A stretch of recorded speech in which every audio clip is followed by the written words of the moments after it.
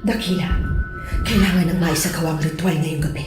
Kung hindi, babalik ng babaeng yun sa tamang pag-iisip at susubukan niya na tayong takasan. Ilang dekada rin nating hinanap ang katulad niya para sa'yo, para dalhin ang magiging supling mo. Hindi siya pwedeng makawala, hindi siya pwedeng makatakas. Sa mundong ito, walang madali, walang libre, at lalong-lalo ng walang easy money. Kung may mag-offer sa'yo ng easy money, dalawa lang ang ibig sabihin. Una, kailangan mong gumawa ng iligal o di kaya'y nagogoyo ka't buhay mo pala ang kapalit ng perang yon. Ganyan po ang tema ng ating kwento ngayon.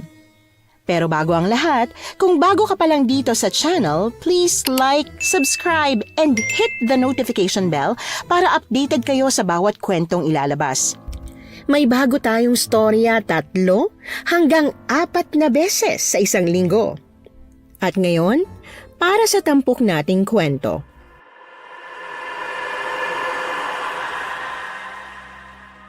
Magandang araw po, Miss Anne. Ako po si Ea, ang dalagang taga-Navotas na ang buhay ay nalagay sa alanganin, gawa ng easy money na yan. Bes? Uy, Bes! Bes, gising ka na ba? Bahala na nga, kakapalan ko na lang ang mukha ko. Bes, 8:00 na, kaya alam kong gising ka na at naririnig na ako. Pwede ba akong manghiram ng 500? Pag-uwi ko ay babalik. Kailangan ko lang talaga ng pamasahe papunta sa Eastwood eh. Bumukas ang pinto ng kwarto ni Pearl at umuusok ang ilong na humarap siya sa akin, bit-bit ang wallet niya. Ha? Pamasahe pa Eastwood? Ba't doon di ba sa Mandaluyong ang trabaho mo? Hoy, wag mo sabihin nag-resign ka na naman ha. Ano na namang dahilan mo? Sino na namang hindi mo nakasundo doon? At sino na namang pinuna mo na para bang ikaw ang tagapagmana ng kumpanya at hindi basta-bastang holder ng entry-level na trabaho? Hinabol niya ang hininga niya. Binuksan niya ang wallet sabay bigay sa akin ng 1,000. Sa akin na lang yung sukli? Oh my God! Thanks my asukal ni Mama! You're the best! Ano sa'yo na lang ang sukli? Hoy Eya, ano akala mo sa akin, sugar daddy? Mamaya pagdating mo iwan mo sa kwarto ko yung sukli. Kailangan ko yan. Pandagdag din yan sa rent natin ngayong buwan. Sa kalagitnaan ng pagtatalak niya, bago niya maalala na hindi pa ako nakakapagbigay ng parte ko sa renta, dahan-dahan na akong umiskapo. Ay, yung ambag mo pala. Wag mong sabihin na lista na naman Diyos ko, Eya. Pag nilista ko lahat ng utang mo sa akin na kailangan ko ilista, mauubos lahat ng natitirang puno dito sa Manila. Oo na, mamaya. Magbibigay ako mamaya. Pinamaywangan niya ako. Inisang hakbang niya ang distansya sa pagitan namin. Dahan-dahan niya akong inikutan na para bang suspect ako sa isang krimen. Oo na, aamin na ako. Nag-resign nga ako. Agad kong sinangga ang braso ko sa mukha ko nang tutuktukan niya ako na hindi niya rin naman tinuloy. Sinilip ko siya. Tinago ko ulit ang mukha ko sa likod ng braso ko nang umamba siyang hahampasin na naman ako. Oo, teka lang. I can explain. Promise, may valid reason ako kung bakit ako nag-resign. Hindi siya umimik. Pero sa tingin na binibigay niya, alam kong pinagpo-proceed niya ako na depensahan ang sarili ko. Ay, kinukursunada kasi ako ng TL ko eh. Ayos lang sana kung wala siyang sabit. Meron. May 4 ng anak tapos gusto niya pa ulit akong kalatan ng lahi niya. Plano ko naman sanang deadmahin na lang yung advances niya sa akin eh. Para naman sana umabot ako sa work na yun kahit isang cut-off lang. Bigla akong pinatawag para daw mag-coaching. Ayun, tapos habang nagko-coaching, bigla ba naman ako hinipuan? Ayun, nablakayan ko tuloy siya. Ang kupal na yun. Siya pa may gana magpa-HR reason defended na ba? Oo na. Okay ka lang? Okay naman. Young and broke at traumatized sa kalbo. Gawa nun. Pero okay naman, tingin ko. Bes, alam kong gipit na gipit ka. Ayaw man kitang gipitin lalo, pero 3 buwan na kasi kitang kargo. Hindi na kaya ng bulsa ko. Kapag hindi ka pa rin makapagbigay ngayong buwan, makakailangan mo nang i-consider ang pagbalik sa inyo. Eya, makinig ka muna sa akin. Alam kong kwento mo, kung gaano ka-toxic at ka-controlling ang parents mo, pero kung di mo pa kaya buhayin ang sarili mo nang walang suporta nila, ang choice lang na meron ka pagtiisan sila. Kasi at least, provided lahat ng pangangailangan mo. Sorry, Bes. Saka, itong ipahihiram ko sa'yo, baka ito na rin yung huling beses na mapapahiram kita.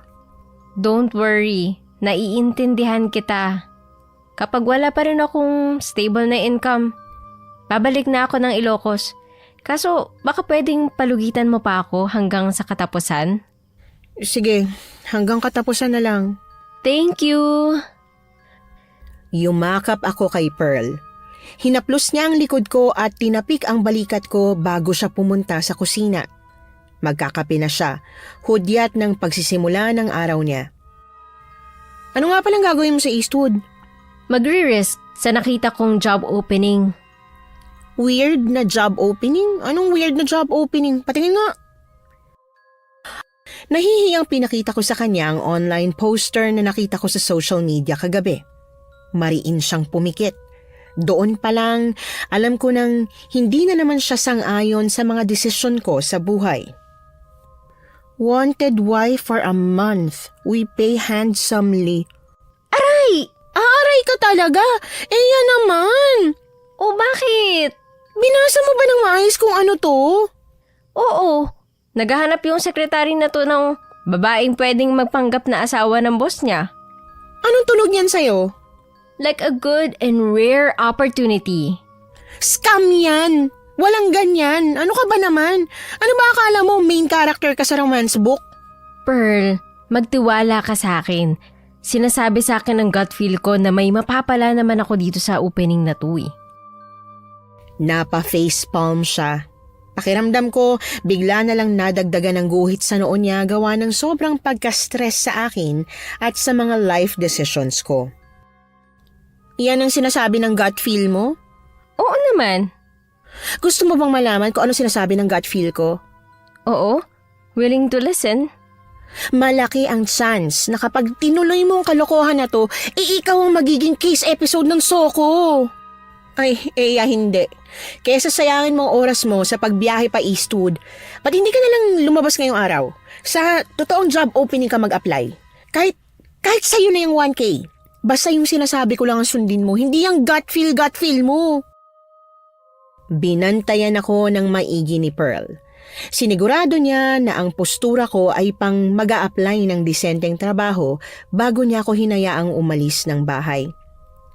5 taon ang tanda sa akin ni Pearl, pero imbis na ate-ate lang, parang mas nanay figure pa ang role niya. In a way, masasabi ko na kahit ilang buwan ko pa lang siyang kilala, ay mas nagpakananay pa siya sa akin kaysa sa babaeng muling inasawa ng papa ko. Gaya ng gusto niyang mangyari, nag-apply ako. Pero nung mag-aalas 3 na at hindi ko na alam kung saan pa ako pwedeng magpasa ng resume, naalala ko na naman ang weird na opportunity na yon sa Eastwood. Bahala na. Kung maging palaman sa Blue na drum, di bawi na lang next life. Kailangan ko talaga sumugal . Mamaya, totoo naman pala tong trabahong to. Pinuntahan ko ang address na nakalagay sa online poster. Pagpasok ko sa building, agad na sumalubong sa akin ang babaeng ang buhok ay nakaban at may plakadong ayos. Ang warm din ang smile niya na parabang nabunutan na siya ng tinik sa pagdating ko. Hi! Nakita ko po kasi to online, tapos ako rin po yung nag-message sa account nyo kung totoo ba to or late na April Fool's prank. Huwag kayong mag-alala, miss. Totoo po ito. As a matter of fact, buong araw po namin kayong hinihintay simula nung nag-confirm ka sa page na interesado ka at pupunta ka ngayong araw. Buong araw niyo po akong hinintay? Ibig sabihin po ba isa ako sa mga kinoconsider nyo? Kayo na po talagang kinoconsider namin pero hindi pa 100% sure. May mga kailangan pa po kaming i-confirm. Pag nakuha na po namin sa iyo ang mga sagot na gusto naming marinig, then kayo na po ang i-hire namin. At bukas na bukas din po, ililipad namin kayo pa Siargao. Siargao po? Yes, miss. Nandun kasi si Sir Aki. Aki? Siya po yung boss ko. Siya po yung may kailangan ng babaeng ipapakilala sa family niya. Ah, Saglit kaming sinakop ng katahimikan. Habang pinaprocess ko na out of town pala ang racket na pinapasok ko, nakangiti lang sa akin ng babae na ayon sa name pin niya ay Sandra daw ang pangalan. Kung ready na po kayo, ipapasok ko na po kayo sa kwarto. kwarto? Saang kwarto po? Anong kwarto? Ano pong meron dun? Interview room po. Huwag po kayo mag-alala, miss. Safe po kayo dito. Wala pong mananakit sa inyo. Triple ang laki ng pinto na pinasukan namin kesa sa mga tipikal na pintong nakikita ko. Sa loob, sumalubong sa manipis kong katawan ang malamig na buga ng aircon. Imbis na bright white light, medyo yellowish lang ang nagbibigay liwanag sa kwartong pinagdalhan sa akin.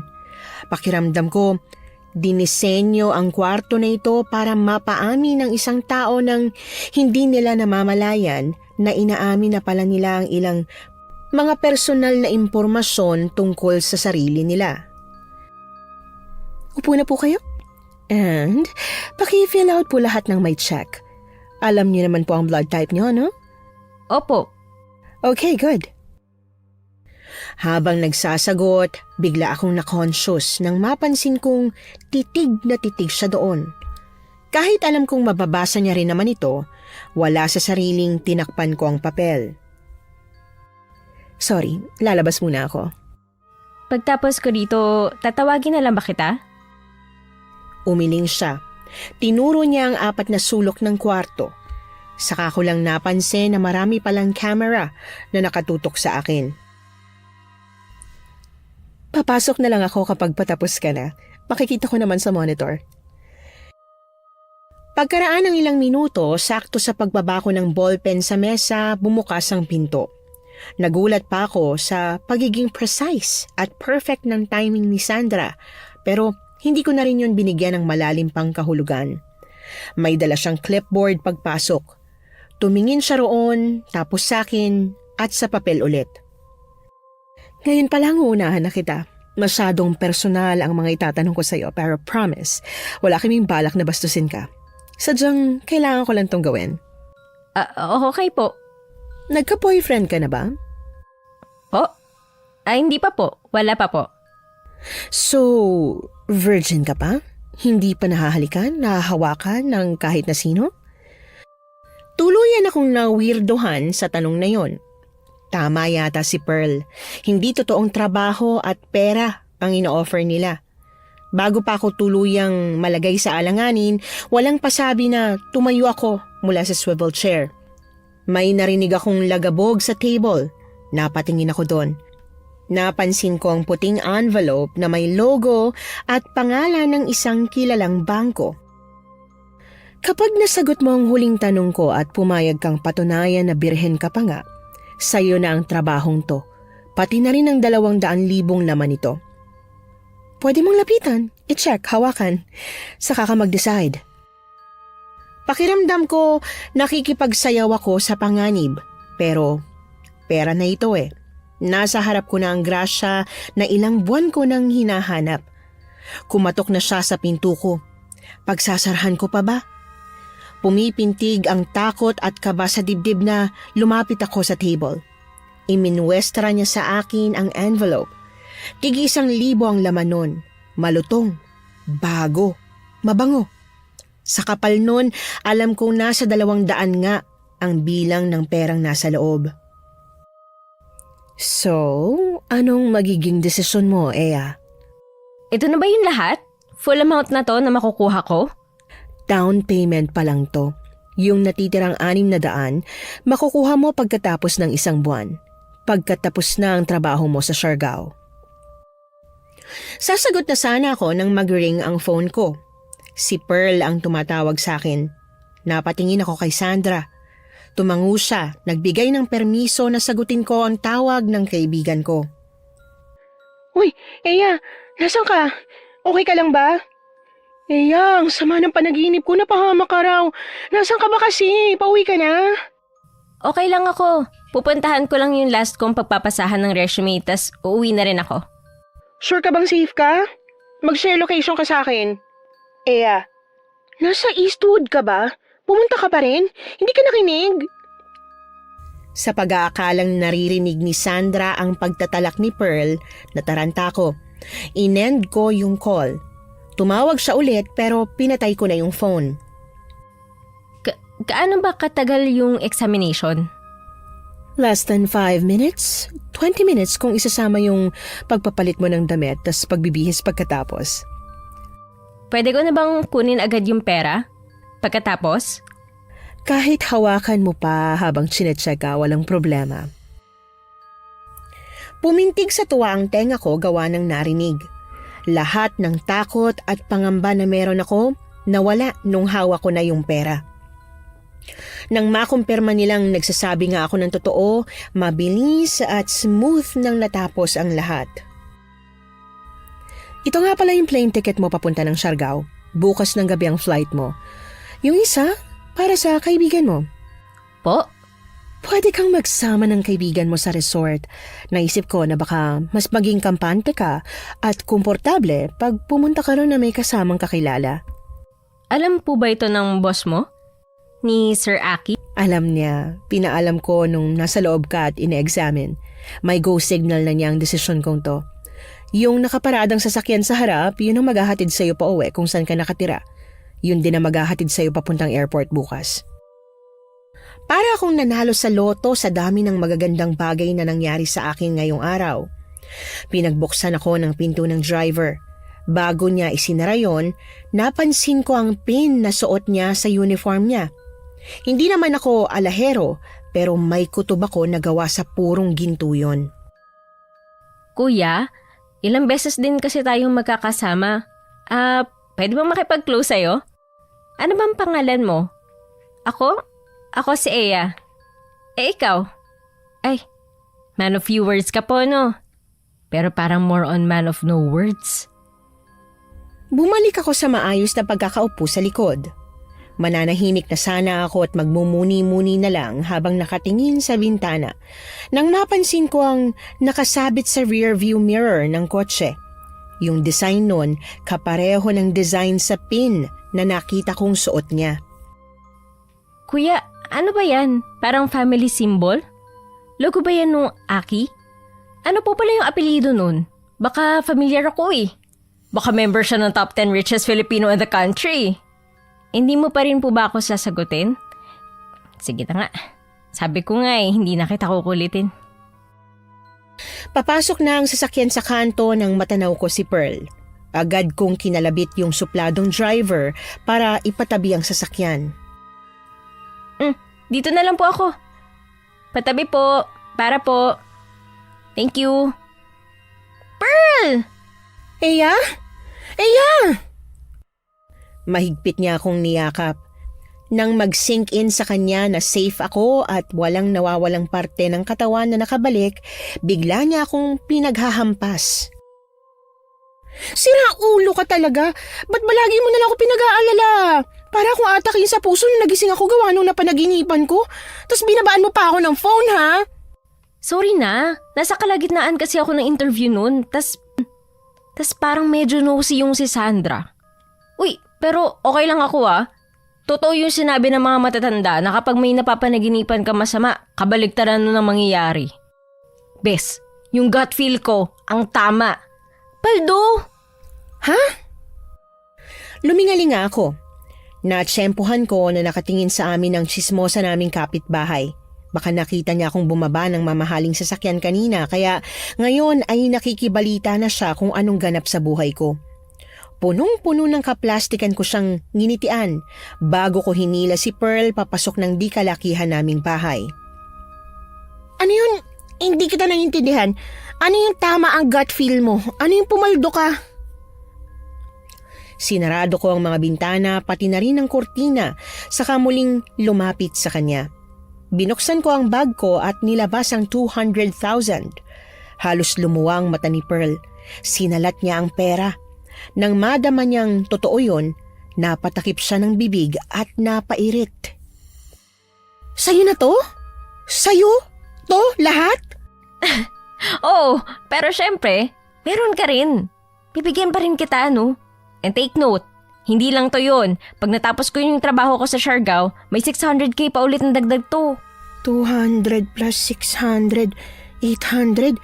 800k ang bayad sa'yo para magpanggap na asawa?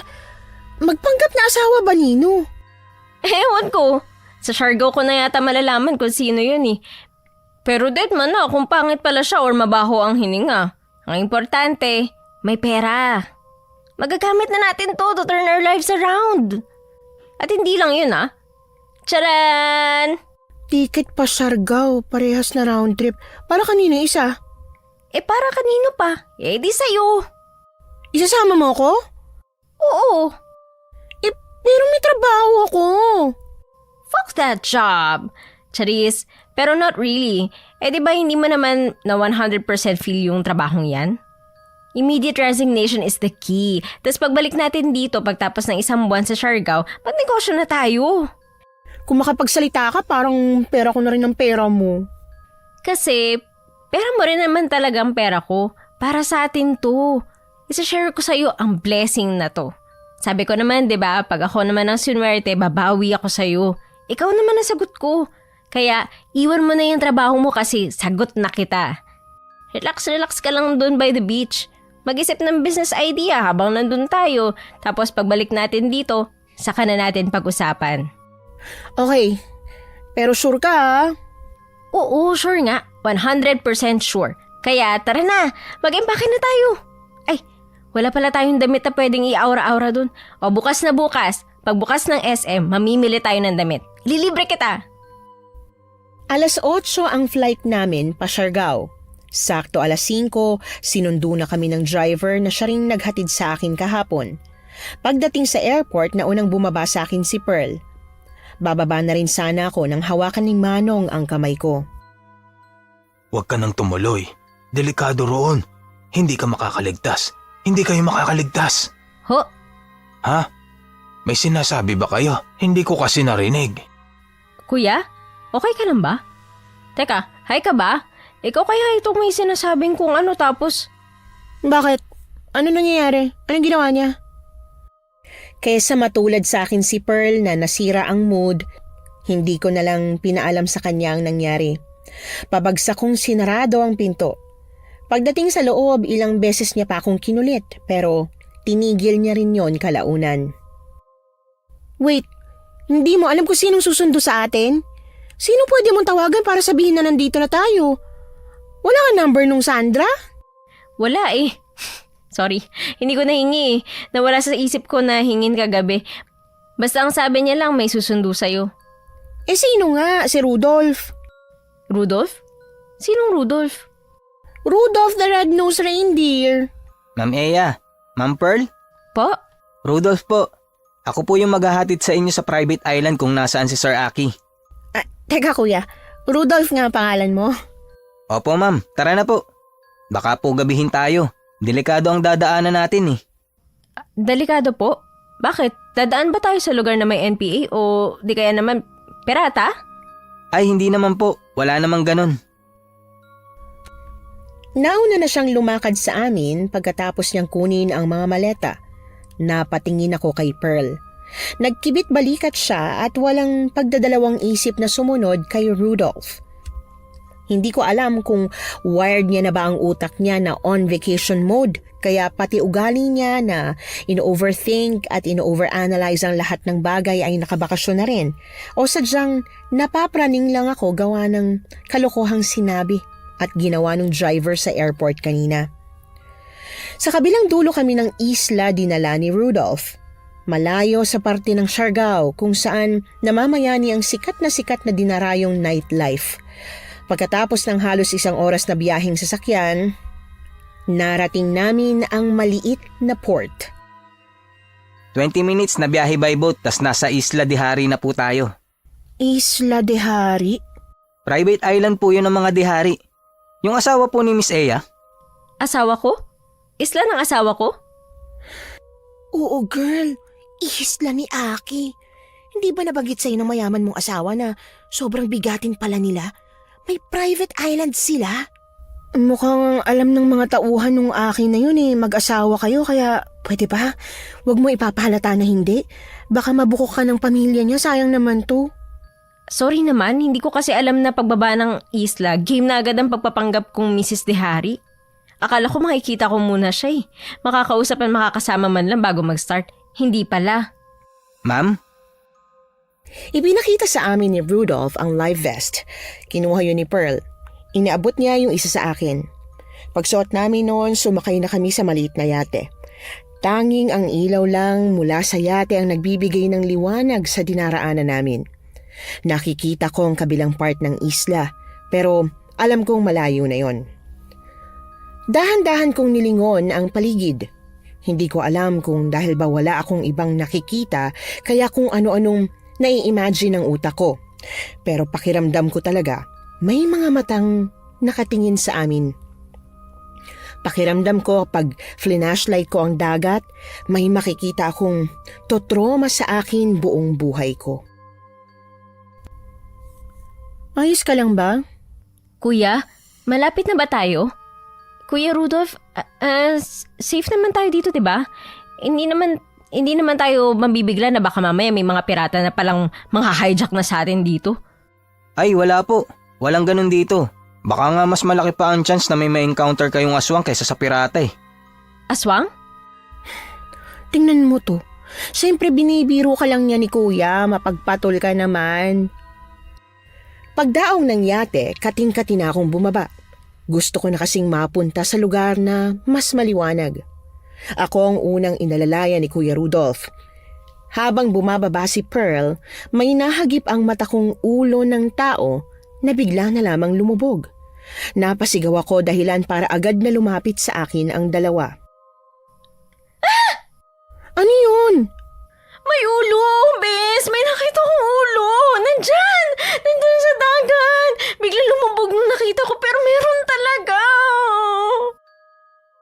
Finlashlightan ni Kuya Rudolph ang parte ng tubig na tinuturo ko. Maliban sa di kalakasang alon, wala na kaming nakitang kahit na ano o kahit isang bakas na may tao ron kaya napatingin sila sa akin. Saan po, ma'am? Wala naman Kuya, pasensya na. Matatakotin kasi to. Actually, weakness nito ang dilim Hayaan na lang po natin siya. Pero Pearl, may nakita talaga ako. Puti pa nga yung buhok sa ulo Parang ulo ng matanda. Sa utak mo lang yun. O baka namalikmata ka lang. Chinek na natin, diba? Tas wala naman tayong nakita. Sabi ko na nga ba may ini-imagine ka kaya ang tahitahimik mo. Eya? Hinanap ko ang pinagmumula ng sexy at baritone na boses. Sumalubong sa akin ang lalaking nasa 6 feet ang tangkad. Kahit nababalot siya ng walang kagusot-gusot na terno ng linen, alam ko na sa ilalim nun ay may magandang hubog ng katawan na naghihintay. Anong nangyayari rito? Anong ulong sinasabi mo? Siya ba yun? Yung lalaki nangangailangan ng asawa? Talaga bang sa loob lang ng isang buwan niya kailangan ng asawa? Umapila ka kaya, sabihin mo extend yung kontrata, i-lifetime ka na niya. Ay sir, si ma'am kasi natakot pagbaba ng yate. May nakita raw siyang ulo ng matandang babae sa dagat. Wala naman po. Natawa na lang si Aki. Tikom naman ang bibig ko pero para akong nautal nang biglang hinawakan ni Aki ang pisngi ko. Hinalikan niya ang labi ko na parabang parati niya na yung ginagawa. Bago ako makabawi sa pagkabigla, niyakap niya naman ako. Sorry, nandyan lang sila nanonood. Kailangan ko silang mapaniwala na asawa kita at in love tayo sa isa't isa. Sila? Sinong sila? Mga nakatatanda. Nakatatanda? Ibig mong sabihin, lolo at lola mo? Yun nga. I mean, sila lola nga. Nang magkalinawan kami, kumalas siya sa pagkakayakap sa akin. Yung nakita mo baka sirena yun.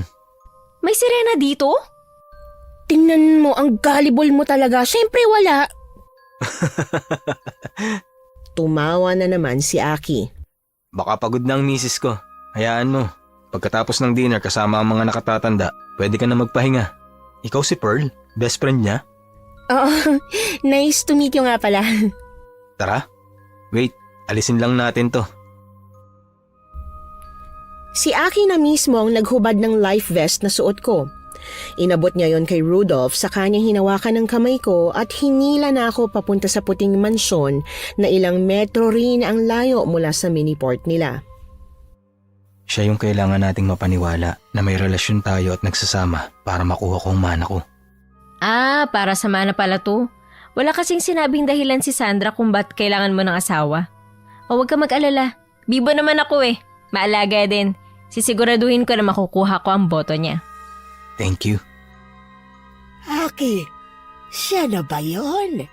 Yung babaeng sinasabi mo? Yung asawa na pinakasalan mo sa Maynila? Tumango si Aki sa lola niya.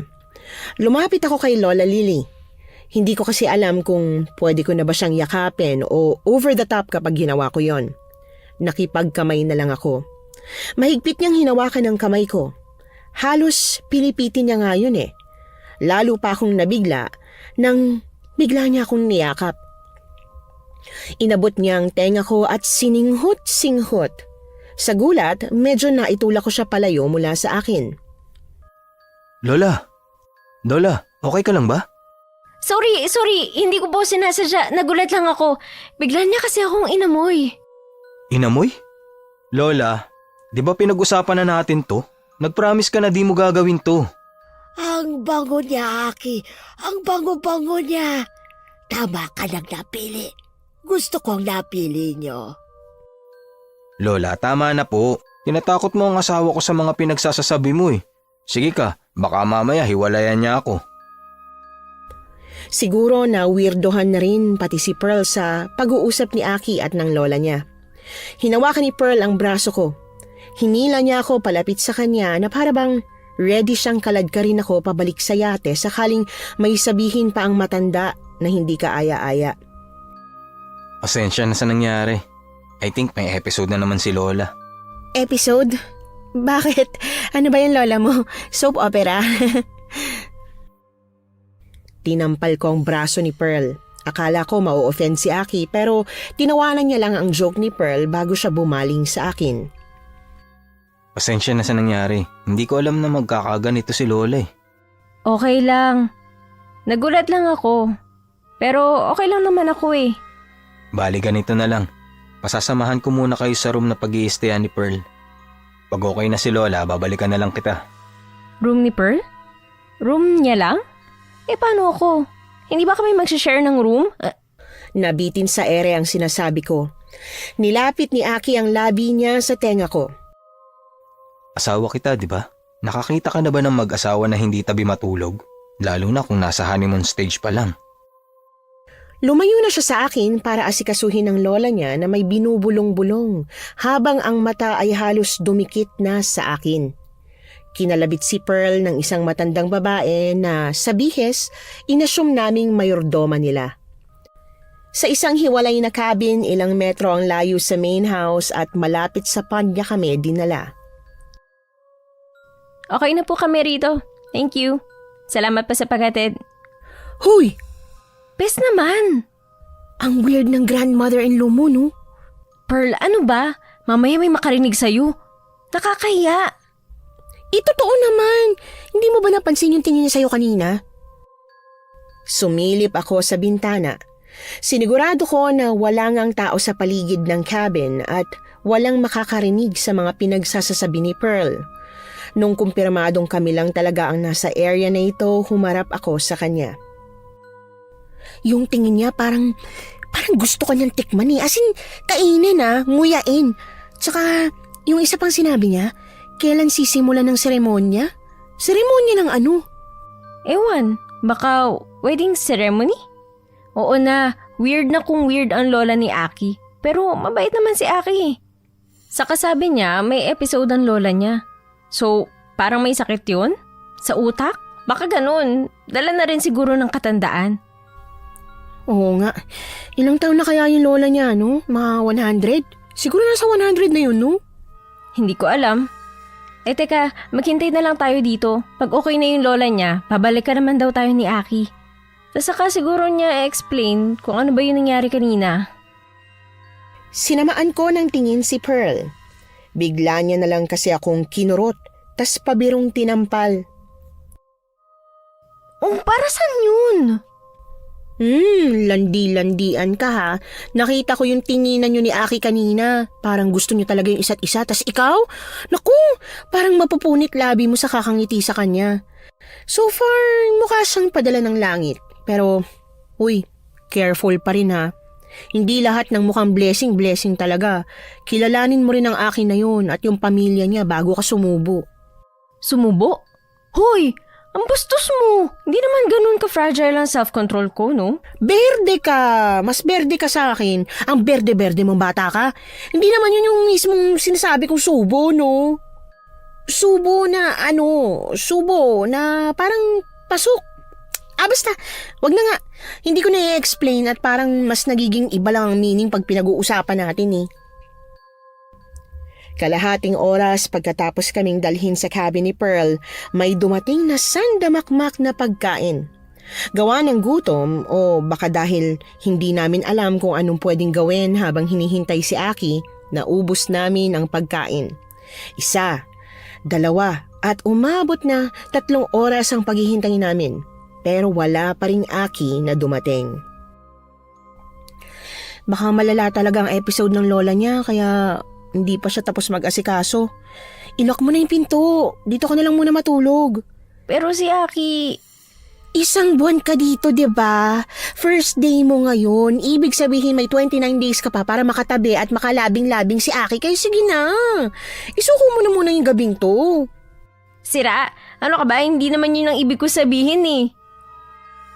Sinundot-sundot ni Pearl ang tagiliran ko. Hindi ko na pinatula ng pangaasar niya. Bago ilock ang pinto, sumilip ako sa may peephole. Napaatras ako sa gulat nang may mahagip akong tumakbo. Itim na itim yon. Sa bilis hindi ko mawari kung tao ba yon, anino ng tao o something na kailangan kong katakutan. Pinatay na ni Pearl ang main light. Yung lampshade na lang ang natira. Baka i-kick out na ako ni Pearl sa cabin kapag sinabi kong parang may nakita na naman akong kakatwang bagay kaya itinikom ko na lang ang bibig ko. Gawa ng pagod, nakatulog din ako kaagad. Hindi ko alam kung anong oras ako naalimpungatan nung marinig ko ang alulong ng aso.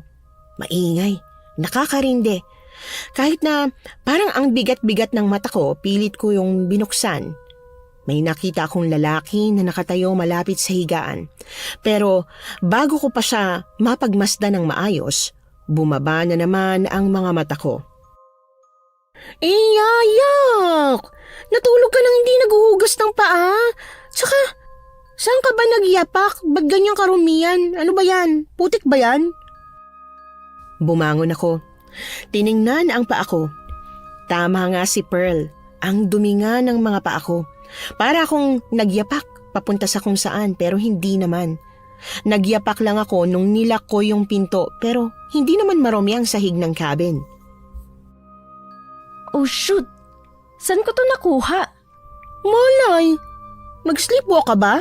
Hindi kaya nag-sleepwalk ka kagabi? Hindi. Parang hindi naman. Wala naman sinasabi si na mama na nagaganon ako dati. Saka ilang buwan na tayong roommate, no? Kung nagsisleepwalking ako, malalaman mo naman yun, di ba? Tumayo si Pearl. Chinek niya yung pinto. Hindi ito nakalock. Nilak mo ba to kagabi? Oo. Tinouble check ko pa nga bago ako tumabi sa iyo eh. Alam mo, baka nag-sleepwalk ka talaga. Yan lang yung posible na explanation eh. May kumatok sa pinto kaya naputol ng pag-uusap namin tungkol sa nangyari. Hello, good morning. Good morning. Pasensya ka na kung di kita nasundo rito kahit na sinabi kong pupuntahan din kita kaagad. Si Lola kasi, ang lala ng episode niya kagabi. Ayaw niya magpaiwan. Ano bang sakit ng lola mo, Aki? Pearl. Bakit? Hindi naman masamang magtanong, di ba? Tsaka isa pa, pag alam natin kung ano yung kondisyon ni Lola Lily, mas maiintindihan natin kung ba't niya ginagawa ang mga ginagawa niya. May demensya si Lola. Minsan okay naman siya. Makakausap mo ng normal. Pero may mga araw talaga na parang tulad nung nangyari kagabi. Hindi naman ba siya nananakit? Hindi ko kailangan mag-self-defense? Hindi naman. Tumikhim ako. Gamit ang mata, sinenyasan ko si Pearl na lumabas muna ng cabin. Tinuro niya ang sarili niya sabay nguso sa pinto. Tumango ako. Sige, dito na muna kayo. Go, get to know each other muna. Papaaraw lang ako Kailangan ng balat ko Flowers? For you. Nadaanan ko lang nung papunta na ako rito para sunduin ka. Nadaanan? Oo, nadaanan. Tapos naalala kita nung nakita ko. Baka ka ako magustuhan mo kaya pinagpitas kita. Sana hindi ka allergic sa mga bulaklak. Hindi naman. Thank you. Bale, ano na? May rules ka ba? Mga bagay na kailangan natin gawin para maging kapanipaniwala tong pagpapanggap natin? O di naman kaya may mga bagay na ayaw mong gawin ko? Rules? Wala naman. Just be yourself. Gusto ko kung ano ka. Sa mga hindi dapat gawin, ano ba? Huwag kang basta-bastang lalabas pag hating gabi na? Pagngiti niya sa akin, napawi ang ngiti sa labi ko. Naalala ko yung panaginip ko kagabi na may nakita akong matangkad na lalaking nakatayo sa paanan ng kama. Napatingin ako roon at nagbalik din ng tingin sa kanya nang hawakan niya ang braso ko. Namumutla ka. Okay ka lang ba? Ano ba yun? Wala namang kwentong katatakutan sa islang to, no? Walang maligno, engkanto, mga ganon? Sa pagkakaalam ko, ewan ko lang kung may mga ganong kwento ang staff. Why? Wala lang. Baka nag-sleep paralysis lang ako kagabi. Nagkakaganon ka rin? Bakit? Ikaw din ba? Oo, madalas. Simula pa nung bata ako. Ikaw? Minsan lang. Depende sa state ng mental health ko. Pag stress ako, parang mas prone ata ako sa ganun. Sorry. Saan? Kasi na-stress ka sa amin. Hindi ba't na-stress ka at nagkaganyan gawa ni Lola? Hindi. I'm sure hindi to dahil kay Lola Lily. Baka naninibago lang ako. O baka namamahay kasi new environment. Tapos medyo may katatakutan pa akong nakita nung pagdating namin. Kahit anong paliwanag ko, kita ko sa mukha ni Aki na parang sinisisi niya ang sarili niya sa nangyari. Nakonsensya tuloy ako. Sana hindi ko na lang sinabi. Para hindi na siya masyadong mag-alala, nagpanggap na lang akong nagugutom na at gusto ko nang mag-agahan. Buong akala ko babalik kami sa dining room sa main house pero hindi. Dinala niya ako sa parang mini trail. Nung nasa 10 minuto na kaming naglalakad at hindi ko na matanaw ang mga property, kinabahan ako. Natakot ako. Baka mamaya tama si Pearl na serial killer si Aki. Pero bago ko pa mayaya si Aki na bumalik na kami at magamit si Pearl bilang palusot, natanaw ko ang isang gazebo. May maliit na lamesa at upuan sa gitna nun. Sa lamesa, nakahain ng iba't ibang pagkain. Pinahanda ko sa staff. Sabi ko, gusto ko yung first meal natin together, romantic. Pero parang nasobrahan yata. Nagulat ka eh. Hindi. Gusto ko. Nagustuhan ko. Medyo nag-alangan lang ako nung papunta tayo dito kasi akala ko kung saan mo ko dadalhin eh. Pero nagustuhan ko to. Ang romantic nga. Narinig ko ang paghila niya ng upuan. Pero imbis na umupo doon nang makapag-agahan na kami, bigla akong na-distract nang makita ko ang kakaibang scriptures na nakaukit sa poste ng gazebo. Para yung mga baybayin na hindi. Hahawakan ko sana ang isa sa mga scripture na yon nang bigla siyang tumikhim. Ano to? Alam mo ba kung anong ibig sabihin nito? Parang well-maintained naman kasi itong gazebo eh. Imposible naman na wala lang to, 'di ba? Hindi naman to simpleng vandalism lang. Isa pa, walang outsider na nakakapasok dito, 'di ba? Mahinang tumawa si Aki. Hindi nabanggit ni Sandra na ang curious pala ng asawa ko. Ay, bawal ba? Ayaw mo ba ng may maraming tanong? Ako, sorry. No, ayos lang. Pero Eya, minsan kapag may mga nakikita kang hindi mo naiintindihan, mas okay na wag mo nang alamin. Minsan kasi sa kagustuhan yung makuha ang sagot sa mga bagay-bagay na aksidente niyong nadidiskubre, nilalagay niyo lang ang sarili niyo sa kapahamakan. Ano? Anong ibig mo sabihin? Tumawa siyang muli. Binibiro lang kita. To be honest, hindi ko rin talaga alam kung anong ibig sabihin ng scriptures na yan. Bata pa lang ako, nandyan na yan eh. Ang kwento sa akin ni Lola Lily noon, nakuha raw itong kahoy sa loob ng kuweba na makikita sa dulo nitong isla. Si Lolo ko ang nakakita. Na-amaze siya sa scriptures kasi sure raw si Lolo na gawa yan ng mga sinaunang tao na baka na nakatira dito sa isla. Tapos ayan na, ginamit ng poste para dito. Hindi ako naniniwala sa love at first sight. Kaya kahit parang hila-hila na ni Aki ang puso ko nung unang beses ko siyang nakita kagabi, pilit kong kinumbinsi ang sarili ko na wala lang yon. Pero ngayong nagmo-moment na kaming dalawa lang at mas ini-introduce na niya ang sarili niya, sure na ako. Sabunutan na ni Pearl kung sasabunutan niya ako pero hulog na yata ako kay Aki. Parang mahal ko na siya. Pagkatapos naming mag-agahan, dinala ako ni Aki sa kwarto niya na tutuluyan ko rin habang nasa isla pa ako. Sa kalagitnaan ng pag-aayos ko ng gamit, nakatanggap siya ng call. Nagpaalam siyang may aayusin lang daw siya sa kumpanya via call at iniwan na ako sa kwarto. Knock knock! Pwede ba akong pumasok? Sandra! Nandito ka din pala? Kailan ka pa dumating? Kaninang umaga lang. May pagtatanong ko siyang pinakatitigan matapos niyang iabot sa akin ng sandamakmak na paper bag. Sinilip ko ang laman ng isa't sumambulat sa akin ng puting dress. Na-curious ako sa laman ng ibang paper bag kaya tiningnan ko na rin. Oh, para saan to? Para saan ba ang mga damit? Di ba para isuot? Oo, ang ibig ko sabihin, bakit puro puti? Wala bang ibang kulay sa store na pinagbilhan mo? Yan yung bili ni Sir. Sabi niya, puro puti lang dapat, tapos bestida. Ayaw mo ba? Kung ayaw mo na magsuot ng ganyan, ikaw ang magsabi kay Dakila. Dakila? Sinong Dakila? Si Sir Aki. Basta ano yon, parang pet name ng mga empleyado niya. Paano kasi ugaling hari sa pagka-bossy? Si Aki? Bossy? Parang hindi naman. Hindi ka pa niya nakukuha kaya malamang hindi niya pa pinapakita sa iyo ang tunay niyang ugali. Sandra, Hirap na lumunok si Sandra bago niya hinarap si Aki na hindi namin namalayang nasa pinto na pala. Lumapit si Sandra kay Aki. May binulong si Aki kay Sandra. Bago siya tuluyang lumabas ng kwarto namin, nakita ko pa ang pagpatak ng luha sa mata niya, kaya dali-dali akong lumapit kay Aki. Oh, sinisante mo ba siya? Aki, nagbibiro lang naman yata si Sandra eh. Teka, saka di ko naman siseryosohin yung sinasabi niya. Kung tungkol naman to sa pet name, lahat naman ng mga empleyado may ganong inside joke sa mga boss nila. wag mong pakialaman na ng pagdidisiplina ko sa mga nasasakupan ko. Hindi dahil mabait ako sa'yo, pwede ka nang magmagaling at utus-utusan ako.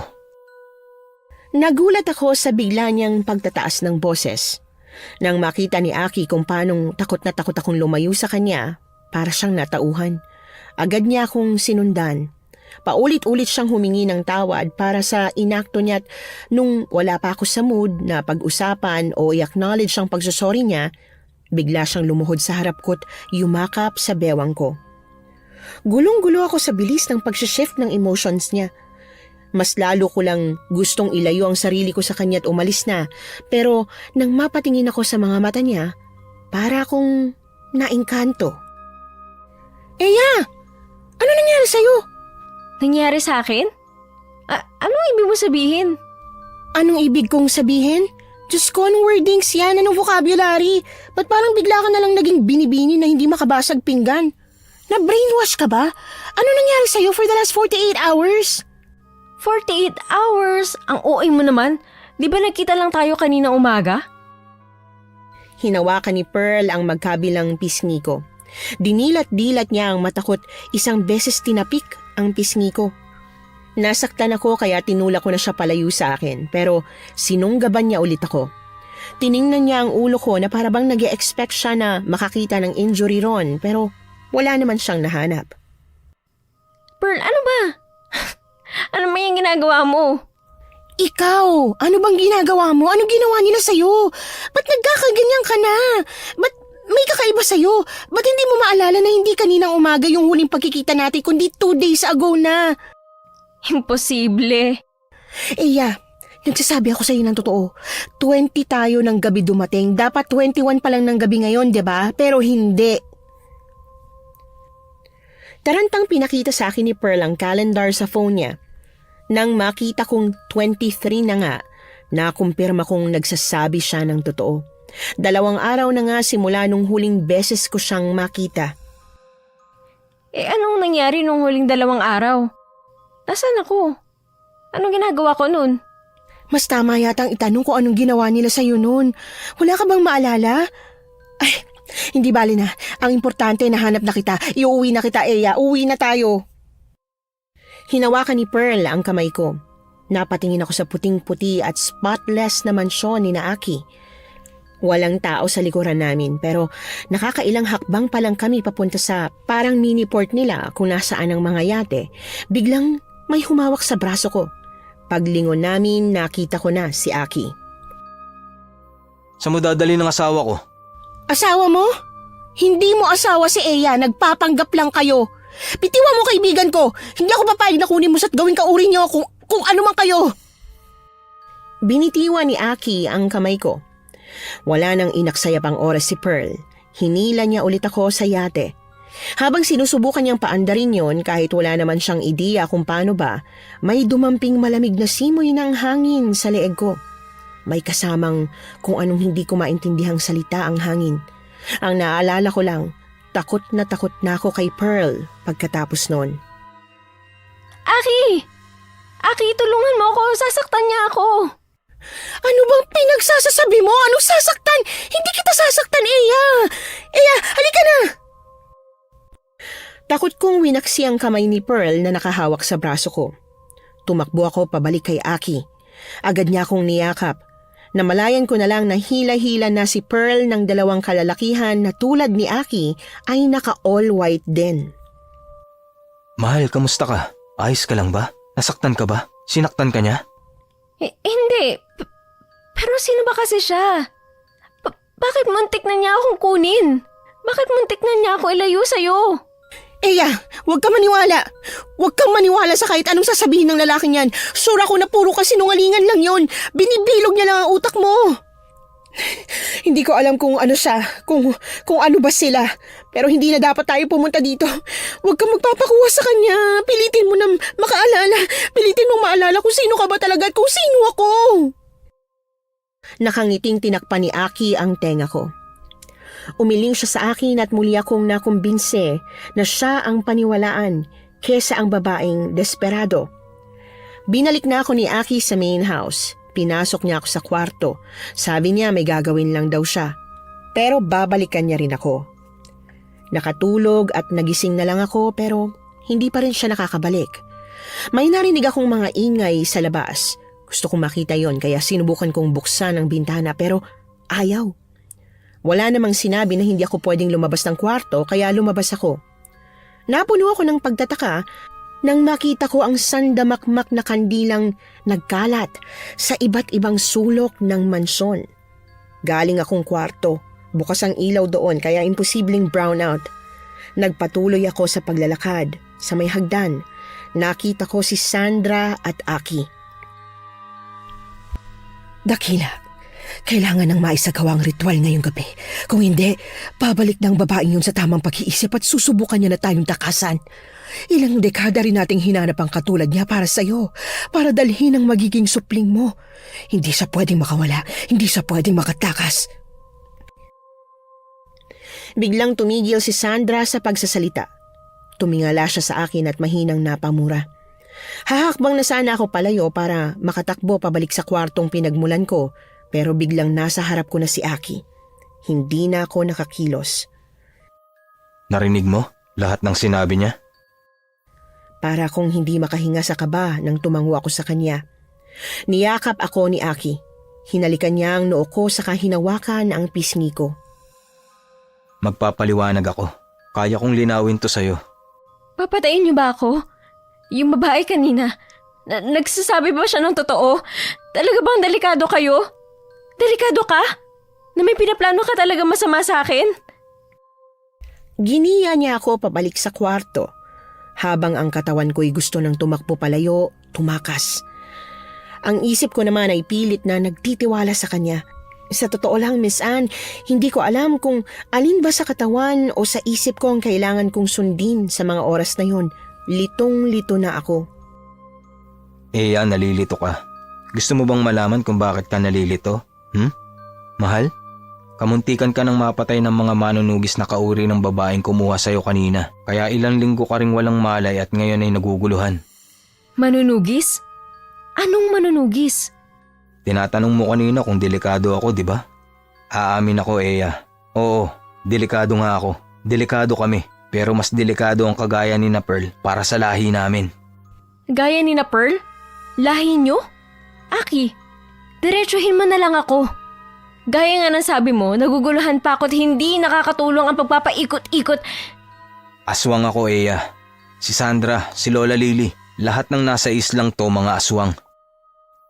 Parang alam ni Aki nakakawala ako sa kanya, kaya agad niyang hinigpitan ang pagkakahawak sa kamay ko. Pero hindi ka namin sasaktan. At bago pa ang enkwentro nyo ni Pearl, alam mo na to. Alam mong aswang ako, tanggap mo ko. Kaya nga nagpakasal tayo sa Manila.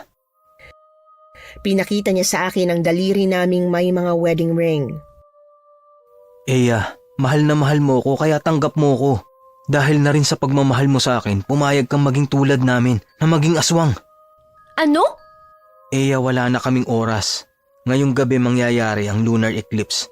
Taon na naman ang aabutin bago muling magkaroon. Ang liwanag ng buwan na yon ang kailangan namin para maging ganap kang kauri namin.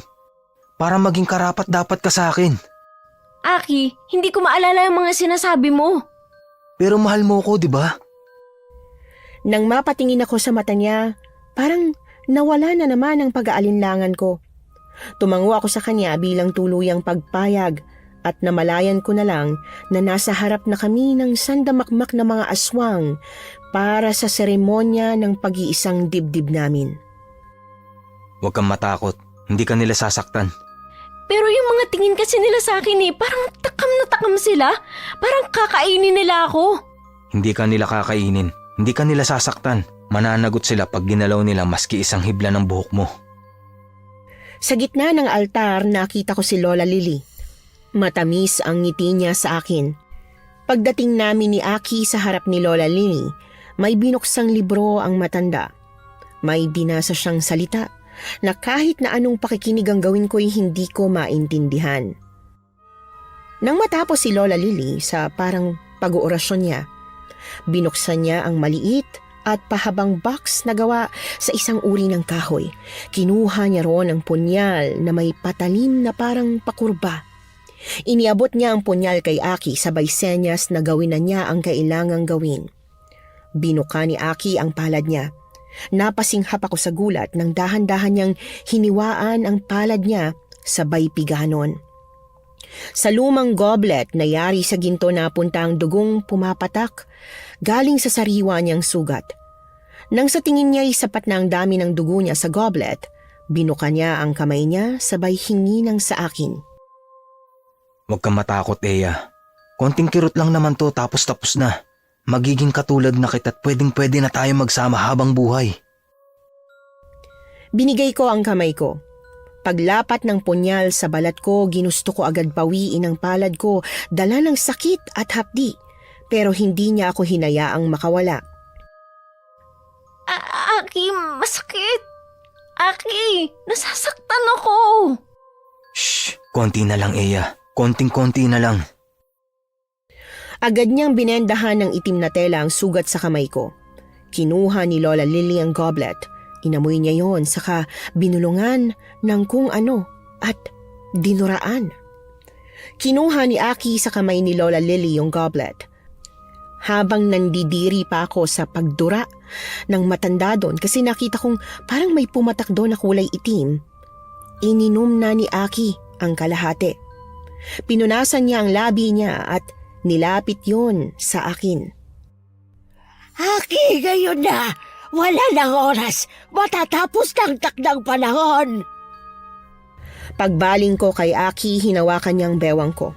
Sa kalagitnaan ng panlalaban ko kasi ayokong inumin ang nasa goblet, natapos ang lunar eclipse. Sakto sa pagbalik ng liwanag ng kalangitan, tuluyan akong natauhan. Kung anuman ang engkantasyon na nagtulak sa aking maging sunod-sunuran at utu-uto, nawalan yon ng bisa. Bumalik na ang tama kong pag-iisip. Muli kong pinasadahan ang paligid. Nang makita ko ang sandamakmak na aswang na pwedeng-pwede akong patayin sa isang iglap, naisip kong mas makabubuti kung magpapanggap ako na kontrolado pa rin nila ako. Eya, mahal ko, huwag mo na akong pahirapan. Lasapin mo na to nang matapos ng pag-iisang dibdib natin. Nanginginig ang kamay na tinanggap ko ang goblet. Pilit kong kinontrol ang mukha ko nang malasahan ko ang parang kalawang at hindi maipaliwanag na tamis ng dugong ininom ko. Nang ibaba ko na yon, tinulak ito ni Aki pataas, senyales na gusto niyang ubusin ko ang laman noon sa isang lagok. Bumaliktad ang sikmura ko sa lasa't lansa. Ilang segundo matapos ko yung maubos, meron akong sinukang kaunti. Kabado akong tumingin kay Aki. Ang akala ko magagalit siya pero nginitian niya ako't hinalikan sa labi. Dahil alam ko na kung anong gusto niya, hindi nakilig ang naramdaman ko kundi panditiri. Tinulungan niya akong tumuwid ng tayo saka iniharap sa mga aswang na sa palagay ko'y lampas 20 ang bilang. May kutob ako na hindi basta-basta ang mga aswang na yon, na tulad ni Aki, may kung anong espesyal sa kanila, na mas makapangyarihan sila. Magkahawak kamay kaming pumunta sa parte ng garden kung saan nakaset up ang parang reception. Mula sa kinatatayuan namin, natanaw ko ang cabin ni Pearl. Naaalala ko siya, kaya bigla kong nabitiwan ang kamay ni Aki. Bakit, Eya? Sinong hinahanap mo? Yung babae kanina umaga. Yung sabi mong manunugis. Nasaan siya? Pinatay niyo na ba siya? Papatayin niyo ba siya? Mahal, wag mo siyang isipin. Hindi ka niya masasaktan.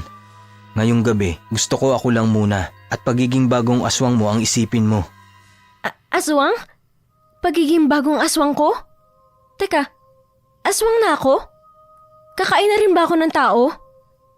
Teka, paano kung ayoko? May vegetarian version ba? Yung imbes na tao, hayop ang kakainin? Tumawa lang si Aki. Hindi niya sineryoso ang tanong ko. Giniya niya ako sa kabisera. Magkatabi ang upuan namin. Pag-upo namin parang robot na nagsiupuan na rin ang ibang aswang sa mahabang lamesa. Nagugutom ka na? Parating na ang pagkain natin. Konting tiis na lang. Anong pagkain? Anong klaseng pagkain yan? Hindi na naman niya ako binigyan ng sagot. Sa halip, tiningnan niya ang parang mga waitress na palapit sa mahabang lamesa. Halos lumuwa sa takot at gulat ang mga mata ko nang makita ko kung ano ang pagkaing tinutukoy niya. Mga tao yon. Buhay pang mga tao. May busal sila sa bibig para hindi sila makapag-ingay at makaistorbo. Ang katawan nila ay mahigpit at maayos ding nakatali. Kahit anong pagpupumiglas ang gawin nila, hindi sila makawala. Kinuha ni Aki ang plato sa harap ko. Inabot sa kanya ang 2 mahahabang kutsilyo. Habang nakatingin siya sa akin, dahan-dahan niyang tinusok ang dibdib ng babaeng inihain sa amin sa mahabang lamesa. May tumalsik na sariwang dugo sa mukha niya pero baliwala lang yun sa kanya. Gamit ang kamay niya, kinuha niya ang tumitibok-tibok pang puso ng babae at nilagay yun sa plato. Para sa'yo. Kung gusto mo pa, mayroon pa. Pwedeng-pwede kitang ikuha. Sabihin mo lang. Thank you. Pero, parang okay pa ako. Magtutubig na lang ako. Kung hindi mo sisimulan ang pagkain, hindi rin kami makakakain. Nagugutom na kami. Hindi na namin kayang maghintay ng matagal. Kailangan munang tikman ng bagong aswang ang una niyang puso bago makakain ng mga kasama niya, mahal. Sige na, kainin mo na. Huwag mo silang gutumin. Bakit? Pwede pa rin ba nilang akong kainin kahit aswang na ako? Hindi niya na naman ako sinagot. Kinuha niya ang tinidor at kutsilyo sa gilid ng plato ko. Ginaid ni Aki ang kamay ko kung paano ba ang tamang pagpipira-piraso sa puso ng taong nasa harap ko. Nang matusok niya ang unang piraso, dahan-dahan niyang inilapit yon sa bibig ko. Wala akong planong kainin yon, kaya siniguro ko na kahit konti ay walang siwang ang bibig ko. Bilisan mo. Huwag nang matigas ang ulo. Huwag mo na akong pahirapan pa. Pwede ba? Nagmamadaling lumapit si Sandra kay Aki. May binulong siya kay Aki na sunod-sunod na nagpamura sa asawa ko. Parang galit na leon na umangil si Aki. Wala siyang sinabing kahit na anong salita pero parang malinaw siyang naiintindihan ng kapwa niya aswang. Sabay-sabay na dahan-dahang nag-iba ang itsura nila. Mata nila ang unang nagbago, tapos yung kuko nila at mga ngipin. Para ring mas naging matipuno ang mga katawan nila. Hindi ka nila pwedeng makita. Sumama ka kay Sandra. Siya ang bahala sa'yo. Alam niya kung saan ka dadalhin. Doon kita pupuntahan. Ano ba nangyayari? Bakit nagkakagulo? Kunin mo na ang asawa ko, Sandra. Siguraduhin mong walang mangyayari sa kanya. Kung hindi, mananagot ka. Tumakbo na si Aki papunta sa kung saan. Pasimple kong dinampot ang matalas na kutsilyo at nilagay yon sa tagiliran ko. Pagdating sa kuweba, manahimik at magtago lang doon. Ano ba kasing nangyari? Napasok tayo? Nasugod ng kung ano? Anong sumugod sa atin? Huwag ka nang magtanong, sumama ka na lang. Mga manunugis na hindi titigil hanggat hindi nauubos ang lahat ng nasa isla. Hindi namin alam kung paano nilang nahanap ang isla pero sigurado ko na lahat ng makakasagupa nila may tsansang hindi na makaligtas pa. Wala kayong binatbat sa simpleng manunugis lang? Hindi sila simpleng manunugis lang, Eya. Yung nakahanap sa kuta natin, anak siya ng dating manunugis na pumatay sa mga magulang ni Dakila. Ibig sabihin, may tsansa na mapatay niya si Aki? Muling tumigil si Sandra sa pagtakbo at pagkaladkad niya sa akin. Pagharap niya, sinalubong na siya ng talim ng kutsilyong dala ko. Pagkatapos ko siyang gilitan, puso naman niya ang sinunod ko. Sunod-sunod ko siyang pinagsasaksak at hindi tinigilan hanggang sa marinig ko na ang huli niyang paghinga. Kanina ko pa alam kung ano nangyayari kahit na kailan wala akong balak na kumampit maging katulad niyo. Nung hindi na gumagalaw ang katawan ni Sandra, saka nag-sink in sa akin ang nagawa ko. Agad kong nabitiwan ang kutsilyo nang makita ko ang mansya ng dugo niya. Ginala ko ang tingin sa paligid at nang mahagip ko ang daan papunta sa cabin ni Pearl, naalala ko siya. Alam kong imposible na kinulong lang siya doon pero sinubukan ko pa ring i-check. Habang pilit kong binubuksan ang nakalak na pinto, may tumusok sa likod ng ulo ko. Tinaas ko ang kamay ko't dahan-dahang hinarap kung sino yon. Nang makita ko ang normal niyang mga mata, sinubukan ko siyang lapitan pero mas nilapit niya sa mukha ko ang gulok na mahigpit niyang hawak. Wag! Hindi nila ako katulad. Hindi ako aswang. Wala akong pinapatay na tao. Wala akong pinapatay na tao. Gusto ko lang makita ang kaibigan ko. Gusto ko lang na mahanap si Pearl at makaalis na dito. Sa isang iglap na hawakan niya ang braso ko. Habang nakatutok ang gulok niya sa leeg ko na alam kong hindi rin basta-basta, pinakita niya sa akin ang refleksyon ko sa salamin ng bintana. Ang mata ko! Katulad na ng mga mata nila ang mga mata ko. Ngayon mo sabihin hindi ka nila katulad. Na hindi ka aswang. Bigla akong humarap sa kanya. Lumapit ako, pero tinutukan niya lang ulit ako ng gulok niya. Patayin mo ako kung yun ang kailangan mong gawin. Pero yung kaibigan ko, si Pearl, please, hanapin mo siya. Iligtas mo siya, please. Siguraduhin mo na makakaalis siya ng isla na to ng buhay. Kailangan buhay siya. Nadamay lang naman siya eh. Kasalanan ko to. Kasalanan ko kung bakit siya napahamak. Hindi ko na dapat siya sinama. Biglang may tumalon mula sa bubungan ng cabin. Si Aki. Dahan-dahan niyang binaling pakaliwat pakanan ang ulo niya na parabang inaaral niya kung ano ang meron kami ng manunugis. Pinatay mo si Sandra, ang kapatid ko! Kapatid mo? Akala ko, di ba sekretarya mo lang si Cassandra? Takbo! Takbo ka na, bilis! Wala sa kwartong yan ang kaibigan mo. Sa ibang lugar mo siya hanapin. Naglabas ang manunugis ng kakaibang latigo. Pinasirko-sirko niya yon sa ere at nang pumulupot yon sa katawan ni Aki, nahirapan ng makawala't makapanlaban ang aswang kong asawa. Sa puting mansyon ako tumakbo, nagbabakasakali ako na naroon si Pearl. Pearl? Pearl, nasaan ka? Pearl, naalala na kita. Tama na ulit yung ikot ng utak ko. Pearl, umuwi na tayo. Halika na, magpakita ka na sa akin. May bumagsak na kung ano sa kusina. Agad ko yung tinakbo. Sa ilalim ng lamesa ako dinala ng pang-amoy ko. Nakita ko si Pearl na nanginginig na nagtatago doon. Sa tuwa kasi okay siya at nahanap ko siya, pilit ko siyang inabot. Pero nagsisigaw siya at pilit na sumiksik sa pinakadulo. Pearl, ako to. Oo, may nag-iba sa itsura ko, sa mata ko, pero ako pa rin to. Ako pa rin talaga to. May magaling na manunugis sa labas. Kailangan mo sumama sa kanya, okay? Siya lang ang makakaprotekta sa'yo, Pearl. Ayoko, aswang ka. Niloloko mo lang ako. Katulad ka rin nila. Kakainin mo ako. Kakainin mo rin ako.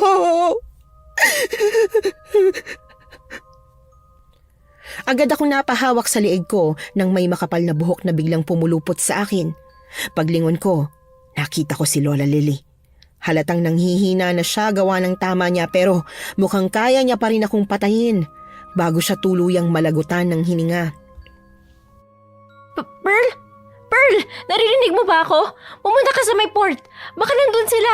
Matutulungan ka nila. Tumakbo ka na ron. Tumakbo ka na mabilis. Hindi ko na natapos ang sinasabi ko kay Pearl nang iwasiwas ako ni Lola Lily gamit ang mahaba at matibay niyang buhok. Humampas ang katawan ko sa dingding na ang impact ay nagdulot ng crack. Kahit na hirap at sakit na, pilit kong tinanaw ang ilalim ng lamesa. Hindi ko alam kung nakalabas na ba si Pearl, kung nakatakas na ba siya. Nang mapansin ni Lola Lily na hindi maalis ang tingin ko sa ilalim ng lamesa, yun naman ang binalibag niya. Manunugis ka rin ba? Kasabwat mo ba ang mga umatake sa amin? Ang mga pumapatay sa amin, ha? Bago pa ako tuluyang makabawi, dahan-dahan na namang gumapang ang buhok niya papunta sa katawan ko. Sa pagkakataong yon, hindi ang leeg ko ang tinarget niya, kundi ang mata ko. Natusok ang kaliwang mata ko ng matulis niyang buhok. Naramdaman kong pag-agos ng dugo sa pisngi ko. Kahit ayoko pang mamatay noong mga oras na yon, unti-unti ko nang tinanggap na katapusan ko na. Hanggang sa bigla kong marinig ang pagsigaw ni Lola Lily at naamoy ang nasusunog niyang buhok. Binuhusan siya ni Pearl ng kerosene saka sinilaban. Iya, naririnig mo ba ako? Umalis ka na! Pearl, hanapin mo yung manunugis. Sumama ka sa kanya. Siya lang ang susi para makaalis ka dito. Hindi kita iiwan dito. Hindi ko kaya iwan ka rito.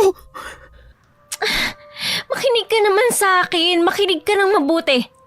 Hindi na ako tulad ng dati. Hindi na ako normal, okay? Kapag nilabas mo ako dito, kapag binalik mo ako sa atin, pwede ako makapanakit. Pwede ako makapanakit, Pearl. Kasi hindi na nga ako tulad ng dati. Hindi na ako tao. Aswang na ako. Hindi ko naman alam na ganun pala kadali. Nadugo lang at yung laway lang nila ang kailangan para maging katulad nila ako eh. Iya. Sorry. Dapat nakinig ako sa'yo. Dapat naniwala ko na walang easy money. Na lahat may kapalit. Pero gusto ko lang naman makabawi sa'yo eh. Makabayad sa utang ko. Nagumaan ang buhay ko. Hindi ko alam nag-aabot sa ganito. Hinawakan ni Pearl ang pisngi ko. Tumingin siya ng diretso sa mata ko na para bang hindi na siya takot sa akin. Pilit niya akong tinayo at mas hinigpitan ang pagkakahawak sa braso ko nang magpumiglas ako. Pearl, Kung gusto mo magpaiwan sa isla na to, edi magpapaiwan din ako. Pearl naman. Sabi mo may magaling na manunugi sa labas, diba? Baka mamaya may kasama rin siyang albularyo o albularya. Baka pwede pa nilang ma-reverse yung pagiging aswang mo. Baka pwede pa nilang mapawalang bisa to. Kaya halika na. Nasaan na ba yung manunugi sa sinasabi mo? Saan mo siya huling nakita, ha? Pagsabi ko na sa may cabin kung saan nagpalipas kami ng unang gabi, dali-dali niya akong inalalayan papunta doon. Bago ko pa makita ang kung ano mang nakita ni Pearl, hinila na niya ako para yumuko. Sumenya siya sa akin na wag akong maingay, na magtago lang ako sa sulo kung saan niya ako hinila. Nang tatayo siya, hinawakan ko ang braso niya at nagulat pa siya ng bahagya. Oo, teka, saan ka pupunta? Anong gagawin mo? Yung manunugis na sinasabi mo, mukhang kailangan niya ng tulong. Matatalo siya ni Aki. Ano? Baka mapatay ka lang niya. Eya, talagang mapapatay niya tayo pag napatay niya yung manunugis. May idea ka ba kung paano papatayin? O mapapahina man lang ang aswang na yun? Oo, yung gulok saka yung parang mahiwag ang tali niya. May ganun yung manunugis, Pearl. Hanapin mo yun. Baka nabitawan niya lang yun somewhere, kaya parang natatalo na siya ni Aki ngayon. Gulok? Latigo? Ano itsura? Basta kapag nakita mo yun, malalaman mo na yun na yun. Ayun ba? Yung parang ginto na yun na kumikinang? Pagkakita ko sa gulok na tinuturo niya sa may halaman, agad ko siyang tinanguan. Dahan-dahan at halos nakayuko niya yung nilapitan. Nakita si Pearl ng manunugis na hawak na ang mahiwagang gulok niya. Bago pa siya masugod ni Aki at mapatay, naihagis na ni Pearl ang gulok na walang kahirap-hirap nitong nasalo. Gamit ang gulok niya, pinutol ng manunugis ang ulo ni Aki. May kinuha ito sa bulsa niya at pagbagsak nun sa katawan ni Aki, ay agad itong nagliyab. Nagmamadaling pinuntahan ng manunugis si Pearl. Chinek muna niya si Pearl, pero paulit-ulit lang na tinuturo ni Pearl ang direksyon ko at hindi siya iniintindi. Nang makita kong papunta na sila sa akin, nataranta ko. Binitiwan ko ang mata kong dumudugo. Tumakbo ko palayo sa pinag-iwanan sa akin ni Pearl. Narinig ko ang pagtawag niya sa pangalan ko pero nagbingi-bingihan ako. Ilang minuto rin silang nakipaghabulan sa akin. Natigil lang ako sa pagtakbo nang bumulaga sa akin ang bangin na kapag tinalon ko'y sa dagat ang diretsyo. Eya, please, tama na. Huwag ka nang tumakbo, napapagod na ako. Hindi pang runner ang katawan ko. Pabayaan niyo na ako! Pearl, huwag kang lumapit! May sinabi ang binatang manunugis kay Pearl. Binitiwan niya ang gulok niya at nakataas ang kamay na dahan-dahan siyang lumapit sa akin. Eya, di ba? Yun ang pangalan mo. Ako si Asbo. Huwag kang matakot, hindi kita sasaktan. Tama na pagtakbo. Wala akong planong patayin ka. Hindi naman ako tumatakbo gawa ng natatakot ako na mapatay mo. Tumatakbo ako palayo sa inyo, palayo kay Pearl kasi natatakot ako na baka masaktan ko siya. Asbo, nagugutom na ako. Gusto ko nang kumain. Paano kung hindi ko mapigilan yung sarili ko at mamalayan ko na lang na nilalantakan ko na pala siya? Kapag nangyari yun, hindi ko mapapatawad ng sarili ko. Eya, Huwag kang lalapit. Bumalik ka ron, Pearl. Ako nang bahala sa kanya. pero Isasama natin siya paalis ng isla. Pangako, gagawin ko ang lahat para masiguro na sasama siya sa atin. Tumingin sa akin si Pearl na para bang nagtatanong siya kung okay lang sa akin na iwan niya ako kasama si Asvo. Pagtango ko sa kanya, saka siya dahan-dahang umatras, saka diretsyong tumalikod at naglakad papunta kung nasaan ang mga manunugis na kasama ni Asvo. Dito ka lang, huwag kang aalis. Maghahanap ako ng pwede mong kainin. Wala na bang natitira? Ako na lang ba? Wala na, tayo na lang. Tayo? Anong ibig mo sabihin? May lahing aswang din ako, Eya. Kami ng papa ko, pero mas puro siya. Ako kasi anak niya na sa tao. Kalahating tao at kalahating aswang na lang ako. Kung kailangan mo ng patunay na hindi lahat ng aswang ay masama at kumakain ng tao, kami ang patunay na yun. Kami ang kailangan mo. Tutulungan niyo din ba ako? Na maging mabuting aswang? Please naman. Ayokong maging katulad ni Naaki. Ayokong kumain ng tao. Ayokong manakit. Hindi ka magiging katulad ni Naaki. Hindi ka kahit kailan makakapanakit ng tao o kakain. Sisiguruhin ko na hindi yun mangyayari. Akong bahala sa'yo. Dito ka lang ha. Huwag kang aalis. Babalikan kita. Hindi ko alam kung gaano katagal akong naghintay sa kanya. Ang alam ko lang, sabik na sabik ako nung nakita ko siyang may daladalang kambing. Patay na yon pero tumutulot sariwa pa rin ang dugo. Nilagay niya yon sa harap ko at iminwestra sa akin. Nung una nahihiya pa ako pero tuluyan na akong naging alipin ng gutom na nararamdaman ko. Tapos na ako. Busog na ako. At naubos mo nga. Teka, nagugutom ka din ba? Hindi ka kasi nagsabi eh. Hindi tuloy kita natirhan. Saan mo ba ito nakuha? Ikukuha na rin kita. Kahit hindi ko alam kung saan ko hahanapan ng pagkain si Asvo, tumayo pa rin ako't lalakad na sana nang hawakan niya ang kamay ko. Muli akong bumaling sa kanya. Hinubad ni Asvo ang kwintas na suot niya at binigay yon sa akin. Ano to? Anting-anting ng lawin. Ano yun? Anong ginagawa nito? Makapangyarihan to, Eya. May kakayahan itong kontrolin at itago ang pagiging aswang mo. Sa tulong niyan, makakabalik ka na sa normal mong buhay. You mean, hindi na ako mag-crave ng tao? Hindi ko na rin kakailanganin kumain ng ganyan? Para bumalik ang lakas ko? Hindi na. Kahit aswang ka, sa tulong ng anting-anting na yan, pwede ka na ulit bumalik sa dati mong buhay. Teka lang. Paano ka? May mapagkukunan ka pa ba ng ganito? Saan ba ito nabibili? Hindi yan nabibili. Basta. Ingatan mo na lang yan ha. Inabot niya sa akin ang kamay niya. Ilang saglit ko pa yung pinakatitigan bago ko yung tuluyang hinawakan. Malapit na kami sa parang pantalan kung saan kami hinihintay ng lahat ng bigla akong humarap kay Asvo dahilan para mapatingin siya sa akin. Paano kung ayoko nang bumalik sa dati kong buhay? Anong ibig mong sabihin? Na baka gusto ko na rin maging manunugis, katulad nyo. Pwede ba yun? Pwede mo ba akong maging katulad? Kung kaya mo. Pero Eya, hindi basta-basta ang bigat ng responsibilidad na meron kami. Alam ko. Tumango sa akin si Asvo. Humawak siya sa likod ko, sa kanya ako giniya pasakay sa bangka nila kung nasaan din si Pearl. Manunugis na aswang ang papa ni Asvo. Ang mama naman niya, manggagamot. Ang mama ni Asvo ang tumingin sa akin. Gamit ang iba't iba niyang halamang gamot, napigilan niya ang pagkalat ng impeksyon sa mata ko. Pero kinumpirma niya na malabo na talagang makakita pa ako. Nung una, nalungkot ako.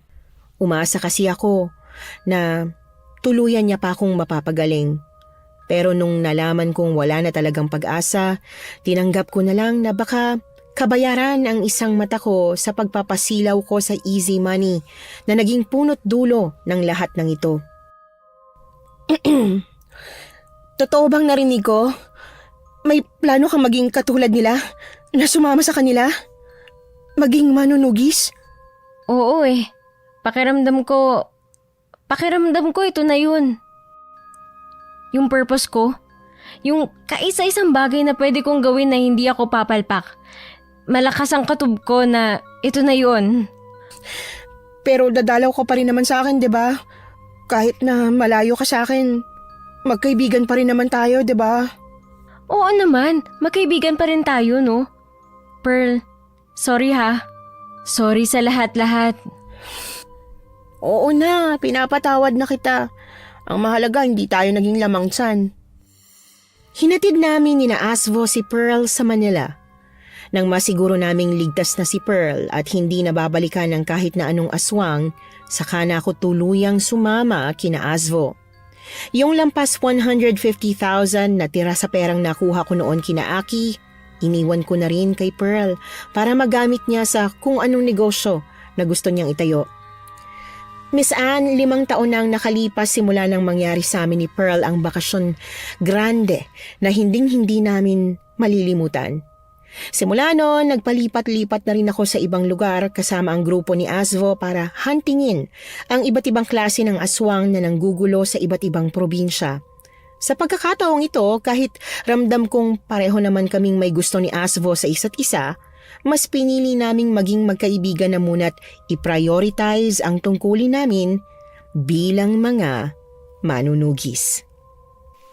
Nagustuhan niyo po ba ang ating kwento ngayong araw?